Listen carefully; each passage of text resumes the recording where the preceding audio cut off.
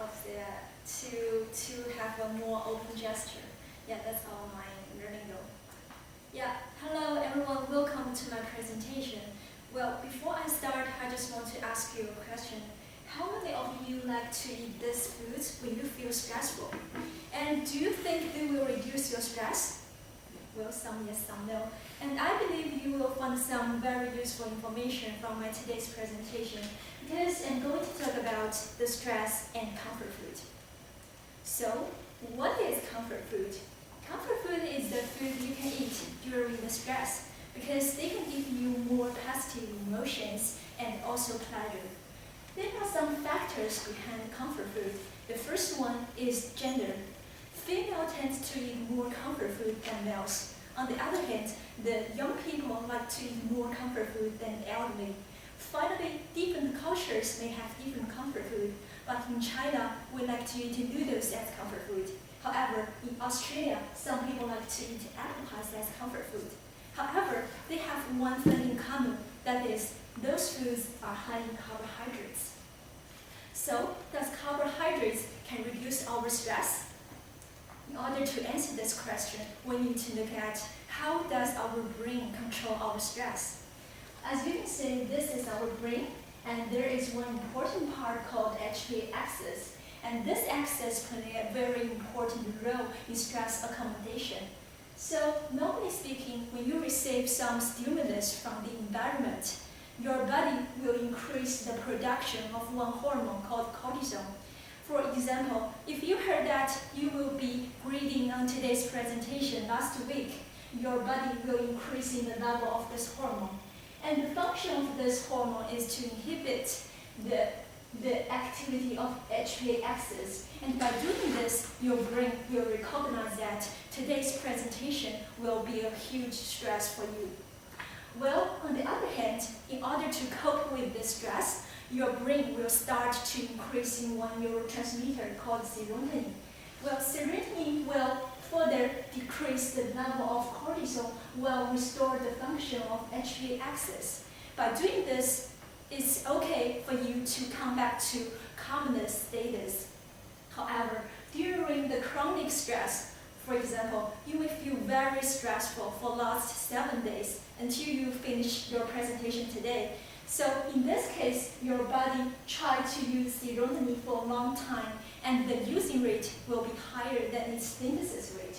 For this reason, your body will end up with very low level of serotonin.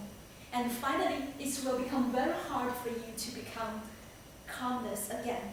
So in this status, your body will give you a signal that is to eat something that high in carbohydrates in order to reduce or increase your synthesis rate of serotonin.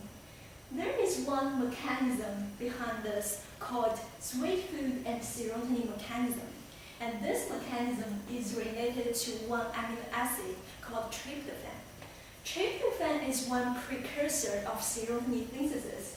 So, normally speaking, the flow of tryptophan from your blood to your brain is quite limited because there are a lot of other amino acids share the same transporters with tryptophan.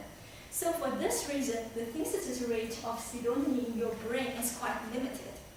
However, just after eating comfort food or food high in carbohydrates, your body's level of insulin will greatly increase. By this reason, some free amino acids in your blood will be uptaken by your muscles and other organs. However, tryptophan is one exception for this. So for this reason, your body will have higher availability to bind more tryptophan, and more tryptophan can send to your brain.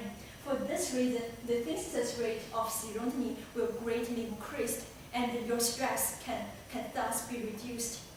However, all of this mechanism sounds very interesting and plausible. Do you think it's really a good idea to eat comfort food?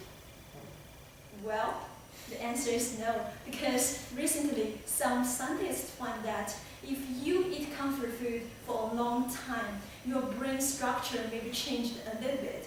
And that means you will develop an addiction to eat comfort food. And in this way, your body will have higher risk to become obese because like I said before, comfort food is a food high in carbohydrates, and most of them will be high in fat. So for this reason, your risk to become overweight or obesity will be increased. And obesity will further increase your risk to get some illness like cardiovascular disease, hypertension, and even cancer. So you see, it's not really a good idea to eat comfort food. Instead, we need other options to reduce our stress. There are some options. Well, the first one and the best one, I would say, is to play sports, because exercise can not only give you reduce your stress, but also bring you extra health benefit and control your weight. And this is one reason why the males have higher or have less tendency to eat comfort food than females, because their physical activity is relatively higher than the female.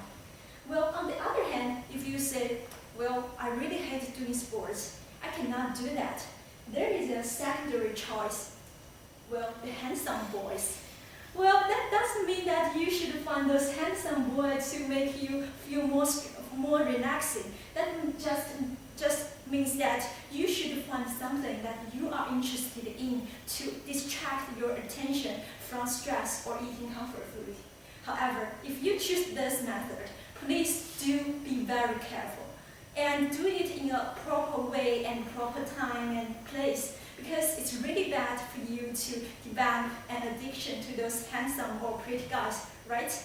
So, in the end, to conclusion, today I talked about comfort food and stress. And as far as I am concerned, the best way to reduce your stress is not eating comfort food. Instead, you should play more exercise. So that's all for my presentation today. Thank you very much. And if you have any questions, please feel free to ask me. Thank you.